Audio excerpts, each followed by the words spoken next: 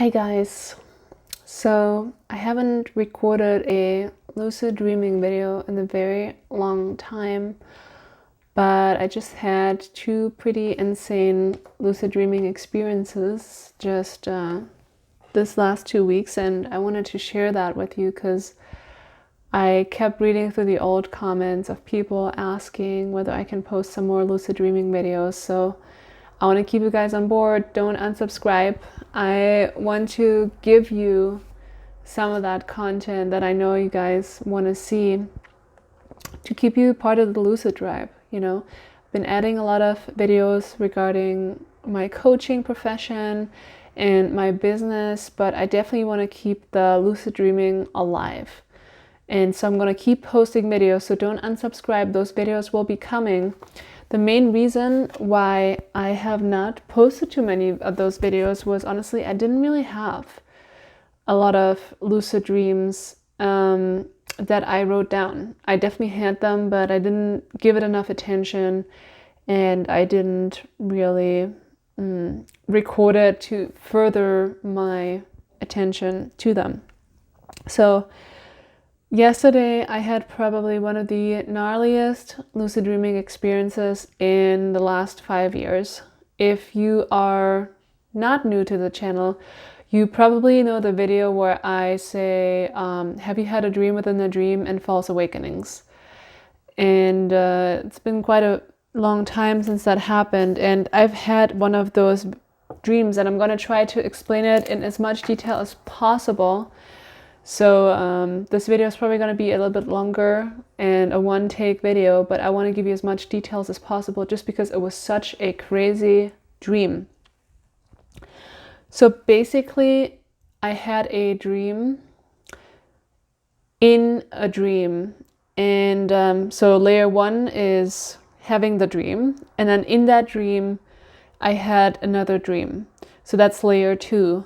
And while I was asleep, I kept waking up from layer 2 dream into layer 1 dream and experiencing a false awakening, after the dream had kind of begun again. And then I used my own new lucid dreaming sleep induction method that I basically developed over the last year to go back into the layer 2 dream, which is a lucid dream, and layer 1 was also a lucid dream. So that is the summary. Briefly, how was this crazy dream induced? Basically, I've been taking calls from the East Coast at 7 a.m. and I'm not an early morning person. I usually go to bed anytime between 12 p.m. and 3 a.m. So I've had it twice now that I went to bed after 12 p.m. and then I got up for a 7 a.m. call, getting less than 6 hours of sleep. And in this case, I got up at 6:45 and had a call. And then I went back to bed. And that's when I had the long lucid dreaming craziness started. And that technique is also referred to wake back to bed, which is a very common lucid dreaming technique that I think, from what I've learned, mostly induces so-called wake-induced lucid dreams, or WILDs, where you go into the dream experience consciously. However, if you know me, I'm a dialed person, meaning dream-induced lucid dreaming. And that is, you basically dream and then you notice that something's off in the matrix and you become lucidly aware. So all these dreams that I had, from waking life to dream life, they were dialed dream-induced lucid dreaming. But then from the dream layer 1, this is going to get really complicated, guys. Hang in with me here, but it's an amazing experience that I really want to share with you. From the wake-induced lucid dreaming layer 1 to 2, where I perform a dream technique in the dream, lucidly aware, it is a wild dream where I go into the dream layer 2 consciously. So I think at this point it's time to kind of explain what that wild technique is that I have been using. And writing it down and actually thinking about it, I noticed that I've used that technique more than I thought. And that technique is very similar to what people use to induce a out-of-body experience or astral projection. So in a lot of those cases, people would share that they basically elevate out of their body and then fly away, or that they shoot out of their body. And for me, interestingly enough, for whatever reason, I prefer to get out of body by sinking, kind of like wiggling out of my body and then sinking through my bed. And I've never heard anybody in the lucid dreaming community share this kind of dream-inducing technique. I think I'm the only one who has ever talked about it, so this is kind of a premiere. And what it does is, you know, the lines between lucid dreaming and astral projections are really thin. And at this point, I'm very convinced that what we're actually experiencing is just a different universe, a different reality. There is no real world. What we experience even in the real world right here, if you're interested in it, please go look it up. Check out The World is a Simulation plus Elon Musk, or Neil deGrasse Tyson, who is a very famous astrophysicist. He claims the chances that our so-called waking life is over 50% probability a simulation. And Elon Musk also said that on camera and said that there's about 1 in a billionth chance that we are not living, in fact, in a simulation of some higher intelligence. And it makes sense to me at this point, because I experience my own simulations just psychically and within my own brain. And I've had some interesting visions after meditating as well, where I kind of, during waking life, just saw everything being a simulation. Matter would disappear. I would see myself zoom out, see the house disappear, the world disappear, and the only thing that was real were souls that, you know, incarnated in this physical body. And then it got really creepy, and I saw a robot looking at our planet that is that simulation, and just kind of surveilling it. But then I zoomed out further and I saw more robots surveilling other simulations, planets of Earth, you know, so to say. And I knew instinctively that if you go one layer higher, and these robots are obviously programmed, if you go one layer higher, there is something that programmed these robots. So this might sound extremely crazy, but I had this vision, and then I started researching, are we living in a simulation? And sure enough, one of the most acclaimed and popular astrophysicists, and Elon Musk, who is an amazingly smart entrepreneur, are actually true believers in the simulation theory. So what I had experienced from an astral projection perspective is actually being validated by science right now. And it's a really interesting topic that I can recommend looking into. But back to the actual dream. So this was a really long strolling off topic. So I fall asleep after having woken up, and I find myself in a house that is a house in the countryside, and my father is sleeping in the same house. We're somehow guests or visitors in that house, and we're sleeping in the living room on some kind of guest bed, so to say. And there's a monkey in the house. I have my suitcase right next to the bed, and the monkey is playing around, and he's being extremely kind and connecting with me. I kind of shake his hand and play with him as I fall asleep on that couch. And what is so strange is that when I look back, that layer 1 dream was not only so stable, but everything seemed so extremely real as well. It felt much realer than my actual reality of living in California, lying in my bed, in the bedroom. The dream took place somewhere more around the Europe region, and it was an extremely stable dream layer. It felt realer than reality. So it felt like an alternative universe. It felt like an alternative simulation, whatever you want to call it. And in that astral plane or simulation, again, language really fails us here because we just don't know enough, but I can just explain to you from an experiential level what I've experienced. I fall asleep in that bed. Now, as I fall asleep, I feel myself drifting to sleep in that dream layer, and I feel how it's possible to have this out-of-body experience. And I start trying to do backflips in the bed, which is a very common induction method for wake-induced lucid dreaming. And I start to feel myself separate from my body, and then I start to drop.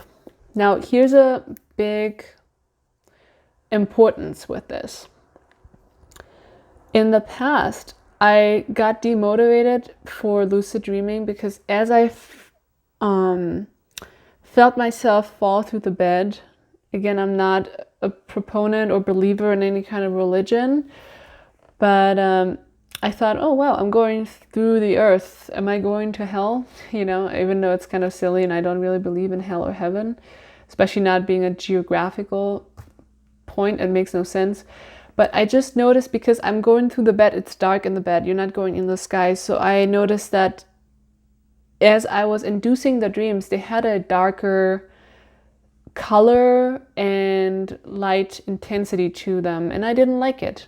It just had that, it was muddy and I could barely see, and it had overall a more of a somber outlook, those dreams, and I didn't particularly enjoy them, and it was kind of annoying. It dampened my lucidity. I couldn't make out people's faces exactly. And I had many of those lucid dreams, and I felt that a lot of them went to waste, which is also in part why I didn't really record them. They just went nowhere. They either took place underneath the earth or in dark rooms or in houses where it's very dark, and they were partially scary and partially just not satisfying. I prefer dreams of light and energy. So I started doing a shift, and as I'm going through the bed, instead of focusing, oh my god, I'm going underneath the earth and this is gonna be dark, I focus on light, and it's almost like I choose light. And because I want the first dream environment that I drop into be full with light, so I can see the environment, I can change it, I can interact with people, I can see their face. And I don't miss any cues in the dream either. So light and being frustrated with the lighting situation in some lucid dreams has been a very big thing that I've been struggling with, and I have finally found a technique to overcome that issue, that when you're in a lucid dream and it's too dark, and in those dreams, by the way, once the setting is set, no matter how lucid I am, it's just extremely hard to turn the light switch on for whatever reason. It's just the total energy of the dream is very dark. So as I am going through my bed and basically falling through the bed, there's this energetic feeling that you get as you let yourself drop and separate from your body in that layer 1 dream. You're literally entering a different realm, and that is the level 2 dream. And if you guys have seen Inception, it is literally like it. It's so crazy. I didn't know at that point that the layer 1 was a dream. I thought it was reality. And I was in the lucid dream, and I just noticed how crazily stable the lucid dream was. So usually if you have a lucid dream and you think about your physical body and maybe something is tickling you or you hear noises, you're extremely suspect to wake up from that dream, reconnecting with stimuli from the next level, which is reality. Reality in quotation marks, because I question everything at this point. Now, since you are anchored in the layer 1 dream that has no stimuli, you would think, it just felt extremely protected. I usually, for example, when you stare at a wall in a dream, you know that if you stare too long, the dream becomes unstable and you have a high chance of waking up. Or when you do certain things that are too exciting, the dream can basically wake you up out of it. So you want to be very careful how excited you get in a dream and kind of take it easy and take it slow and not escalate things, if you know what I mean. So I noticed like, wow, I'm not waking up out of this dream. And so I was lucid from the very beginning, and I tried to wake myself up a little bit, just think about my physical body in that layer 1 dream, lying there in that rural house. I'll call it a monkey house. And I noticed how I could connect with that body at the same time, with that layer 1, at the same time as I was also conscious of being in layer 2. So I had consciousness in 2 layers at the same time. I could feel my physical astral body in layer 1. I could feel a blanket on me. And at the same time, I could see and feel layer 2 of the dream. That's called the magic house, because in that house, I played around with the furniture, and it was a very magical place with just a lot of nature and designs. So at this point, again, I'm thinking, okay, great. Layer 1 is the reality, and I have to be careful not to wake up. But at the same time, even though I was checking in with layer 1, I felt very secure that my body wouldn't wake me up totally and let that dreamscape fade. I was able to be aware of both layers at the same time without having one of them fade, where you get those glitches in the matrix and your visuals all of a sudden start to collapse, just like in Inception. So I am in layer 2, and at this point I am exploring. I was in a very beautiful house, or in a nice house, and then I started spinning in a circle and said, upgrade this room. And every time I came to a 360 round, I would see more beautiful furniture, more technology, marble stones, and I'd say upgrade it more luxuriously, and it would give even more updates. And it was quite amazing. I'm a little bit angry at myself that I'm honestly running out of lucid dreaming quests. If you have followed my channel, then you know that there's been so many great tasks that I've given myself and my followers to explore in their dreams, like lucid dreaming tasks, and I'm running out of ideas. So if you have any ideas what I can do as a lucid dreaming task, what to ask to my subconscious, what kind of challenge to do, like travel to the moon or walk on the surface of the sun, which I've already done, please let me know in the comments below, and I'd love to explore it or report back to you what answers I find for any kind of question. But yeah, I've done some pretty uncreative stuff in that dream, essentially just walking around and exploring the house and talking to some dream figures. I have walked into one woman, and I think I gave her the instructions that I'm gonna use her as a portal to my next room, to my highest or best room. What would my best room look like? And then I jumped into her head and got teleported there, which I do a lot. So it kind of gets old, even though it probably sounds cool to some of you guys that haven't tried it. And then I was also taking a walk with some of my dream figures that I made friends there. And it was amazing. Then I saw the house location from the outside in this magical house place in layer 2.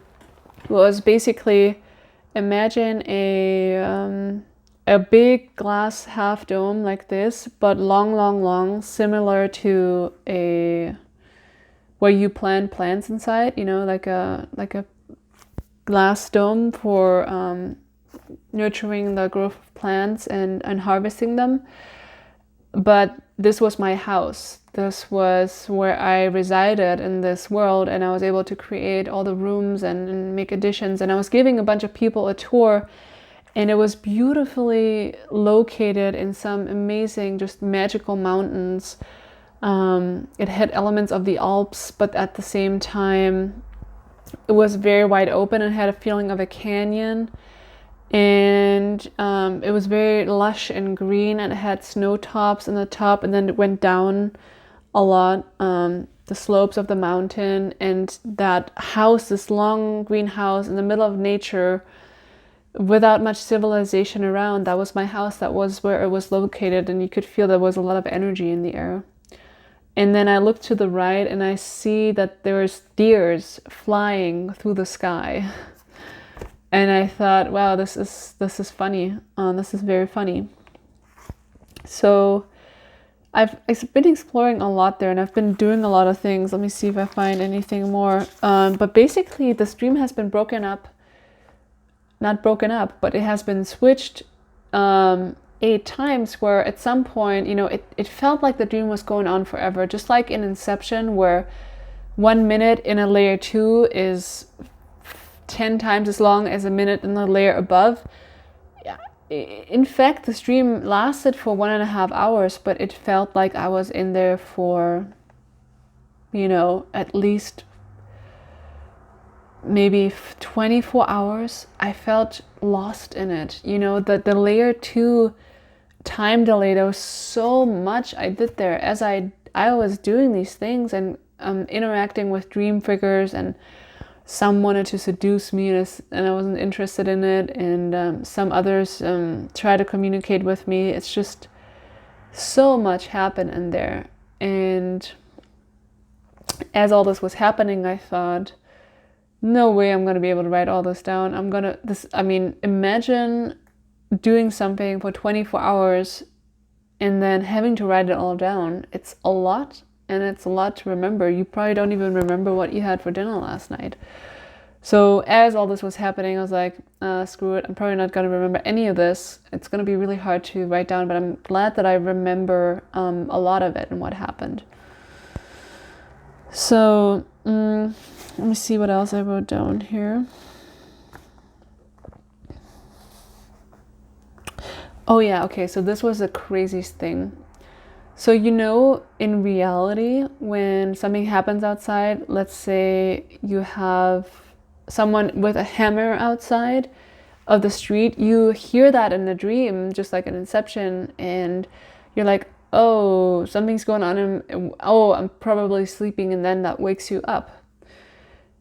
And so it is a stimuli from the real world that transfers down to your dream, because subconsciously you perceive it, but it's a little bit hard to make out what it is because you're asleep. So as I was sleeping in the layer 2 dream, the craziest thing happened. And in parallel, in the layer 1 dream, all of a sudden there were 2 dogs in that house, and they were jumping over the bed and kind of shaking themselves. And I felt their sloppy mouth and their fur from shaking fall on my face in the layer 1 dream. And so that brought me back into the layer 1 dream. And I saw these 2 dogs, golden retrievers, jump over the house, and I thought, oh gosh, you woke me up. And at the same time, I knew from the real reality that I had one more call to make after I wake up. So I decided to go back to sleep. did again the thing with sinking through the bed and ended up in layer 2 at that house again, which, by the way, I didn't really set the intention to go to that house, but it was a straight tunnel to that dream location. So is that place a real place? Is that place a more constant dimension or astral plane? Possibly. So then I was back in that magical house and, just kept exploring in that world. I don't remember so many details of it, but stuff in that layer 1 dream dimension kept coming up, something that was disturbing me, whether it was the dogs or is the monkey or, here was another one. In real life, I had pulled my blanket really high up, and in the layer 1 dream, I also pulled my blanket really high up. And in layer 2, I didn't have a blanket because I was walking around, I wasn't sleeping. But I felt all of a sudden that my nose felt covered and my face was getting really hot and uncomfortable. Those are the things that wake you up in real life sometimes if you have your blanket too high or too low, if you're cold. But the joke is I felt that also in layer 1 of the dream. And so in layer 2, walking around freely without a blanket, I was trying to make my real body in layer 1 adjust the blanket and pull it down. And I thought, this is going to wake me up, right? Because that's the stuff that wakes you up. If you move your physical body, it brings you back in your real body. And so then again, it brought me back to layer 1, not into my real bed though. This is all just happening between astral planes, or dream planes, or however you want to call them. And so I kept going back and forth between layer 1 and 2 of the dream, and I started counting, and I think after 8 or 9 times I stopped counting. I went back and forth at least 8 times between layer 1 and 2 of the dream. And because there's always some kind of physical stimuli from layer 1. And, feeling like suffocating is not a good thing. So you think, I better check on my physical body, even though I know I'm having fun right here, being in a lucid dream. As fun as it sounds, you don't want to suffocate. Yeah, so that was the dream. It was a long-winded dream report, but I hope that you guys appreciate it. And I guess I hope you guys appreciate the update of what's been happening with my lucid dreams. I actually had another pretty cool lucid dream the exact same way last week when I also took a 7 a.m. call. And it wasn't 8 times back and forth between wake-induced lucid dreaming, but I honestly like the method. I'm probably just for fun of it, take some more early calls and have that wake back to bed experience, because I am able to experience depth with my lucid dreams and astral projections that I have not had on a regular basis in this method of being lucid in the dream or unlucid and then doing my own technique. I guess I'm gonna call it falling through the bed technique. Brings me into a wild layer 2 dream, and it's so stable. That's what I love about it. It's a technique you can use to not wake up. It's extremely stable. The only thing that really woke me up was my cell phone alarm, and not at all the dream world getting less lucid or less stable in itself. So it's an amazing technique, and I think I'm gonna get addicted to it because I've been having these amazing experiences. So please guys, if you have some inspiration, post in the comments below or write us on Facebook or write in the comments on Facebook what kind of experiments I should do, what kind of questions I should ask, things to explore in a lucid dream, because I can go probably 5 layers deep. Next time, if I remember, hopefully I'm lucidly enough, I'd love to go and fall asleep 3 times in a dream and go 5 layers deep and then go back and forth. I've had 3 layers that I remember, and it's amazing. I also love taking